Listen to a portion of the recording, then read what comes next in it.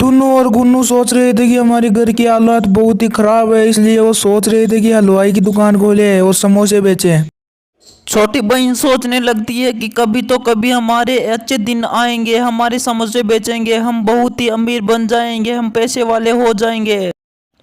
गुन्नू दोस्त कुछ दिनों के बाद अपने घर के सामने समोसे की दुकान खोल लेती है। फिर कुछ दिनों तक तो उसकी दुकान नहीं चल पाती, इसलिए बहुत ही परेशान होती है।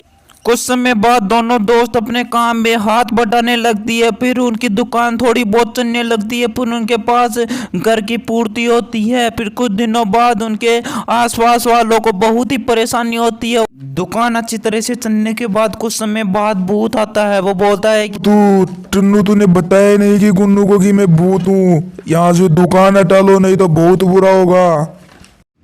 दोनों चिड़िया बहुत ही परेशान हो जाती है भूत से। फिर कुछ दिनों के बाद वो अपनी दुकान यहाँ से हटा लेती है और किसी दूसरी जगह पर अपनी दुकान शिफ्ट कर लेती है। दूसरी जगह पे दुकान लगा लेती है। वो मेहनत करने के कारण उसके समोसे बहुत अच्छे बनते हैं और वो मेहनत करती रहती है, इसलिए उसकी दुकान अच्छी चलने लगती है। फिर उसके साथ साथ वो टुन्नू भी दुकान लगा लेती है।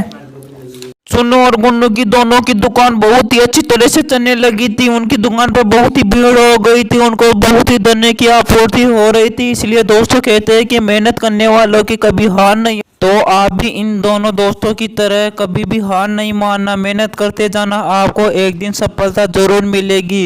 तो इस कहानी से क्या शिक्षा मिली? तो टुन्नू और गुन्नू की तरह मेहनत करते रहो, सफलता खुद ही मिलेगी। वीडियो पसंद आए तो लाइक एंड सब्सक्राइब करो, अगले वीडियो की नोटिफिकेशन आपको मिल जाएगी।